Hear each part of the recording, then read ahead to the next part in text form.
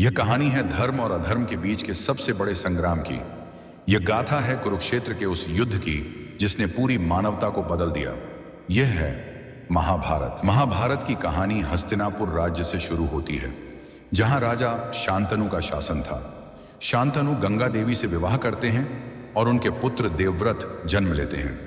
देवव्रत, जो बाद में भीष्म के नाम से जाने जाते हैं, अपने पिता के लिए आजीवन ब्रह्मचर्य का व्रत लेते हैं ताकि शांतनु की दूसरी पत्नी सत्यवती के बच्चों को राजगद्दी मिल सके। उनका यह व्रत उनकी जिंदगी का सबसे महत्वपूर्ण पहलू बन जाता है, जिसके कारण उन्हें इच्छा मृत्यु का वरदान मिलता है। सत्यवती के पुत्र अल्पायु में ही मर जाते हैं, जिससे हस्तिनापुर बिना उत्तराधिकारी के रह जाता है। इस समस्या को हल करने के लिए सत्यवती अपने पहले पुत्र महर्षि वेदव्यास को बुलाती हैं।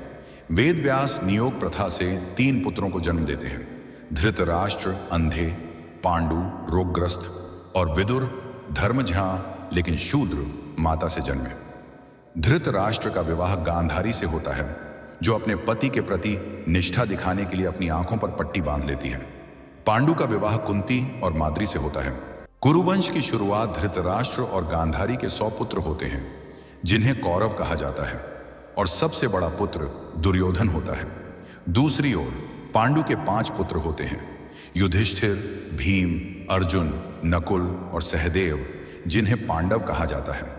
पांडु एक आर्षि के शाप के कारण संतानों को जन्म नहीं दे सकते थे, इसलिए कुंती को आर्षि दुर्वासा द्वारा दिए गए एक वरदान के माध्यम से देवताओं से संतान प्राप्त होती है। युधिष्ठिर धर्मराज से, भीम वायुदेव से और अर्जुन इंद्र से जन्मे। नकुल और सहदेव अश्विनी कुमारों से माद्री के माध्यम से जन्मे। पांडु की मृत्यु के बाद पांडव अपनी मां कुंती के साथ हस्तिनापुर लौटते हैं। यहां कौरव और पांडव एक साथ पलते बढ़ते हैं, लेकिन दुर्योधन को पांडवों से गहरी ईर्ष्या होती है। लाक्षागृह की साजिश दुर्योधन अपने मामा शकुनी की सलाह पर पांडवों को मारने की साजिश रचता है। वह उन्हें एक जलते हुए महल लाक्षागृह में भेजता है, लेकिन पांडव बच निकलते हैं और जंगल में शरण लेते हैं। वहीं अर्जुन द्रौपदी का स्वयंवर जीतते हैं और द्रौपदी 5 पांडवों की पत्नी बनती है। राज्य का बंटवारा धृतराष्ट्र दुर्योधन के दबाव में आकर पांडवों को राज्य का एक हिस्सा खांडवप्रस्थ देता है। पांडव इसे इंद्रप्रस्थ नामक भव्य नगर में बदल देते हैं। जुए की विनाशकारी घटना दुर्योधन पांडवों से बदला लेने के लिए कुटिल चाल चलता है। वह युधिष्ठिर को जुए में बुलाता है, जहां शकुनी धोखाधड़ी से खेलकर पांडवों को हराता है। पांडव अपना सब कुछ खो देते हैं, यहां तक कि द्रौपदी को भी। दुर्योधन के भाई दुःशासन द्रौपदी को सभा में अपमानित करने की कोशिश करते हैं, लेकिन भगवान कृष्ण चीर बढ़ाकर उसकी लाज बचाते हैं।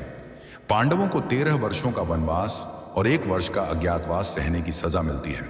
वनवास और अज्ञातवास वनवास के दौरान पांडव अनेक कठिनाइयों का सामना करते हैं और अनेक ऋषियों तथा देवताओं से शक्तियां प्राप्त करते हैं।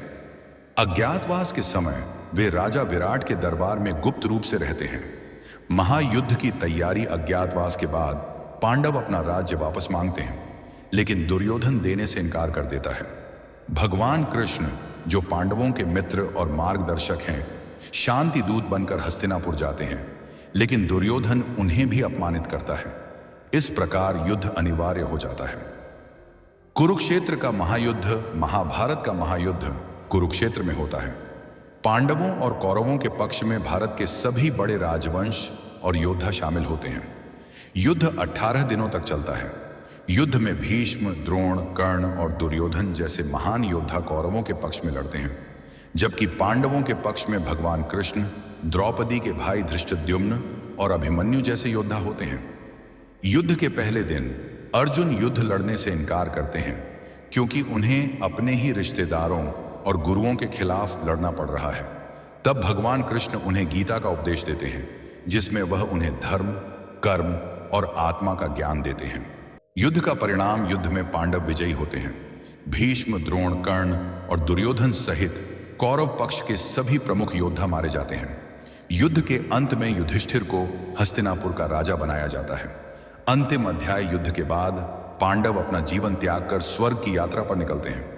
एक एक करके सभी पांडव मार्ग में गिर जाते हैं, केवल युधिष्ठिर स्वर्ग पहुंचते हैं। वहां उन्हें पता चलता है कि जीवन में धर्म का पालन ही सबसे महत्वपूर्ण है। महाभारत केवल एक युद्ध की कथा नहीं है, बल्कि यह जीवन, धर्म, नैतिकता और मानव स्वभाव के विभिन्न पहलुओं को उजागर करती है। यह हमें यह सिखाती है कि सही और गलत का फैसला केवल परिस्थितियों पर निर्भर नहीं करता, बल्कि अपने कर्तव्य और नैतिकता पर आधारित होता है।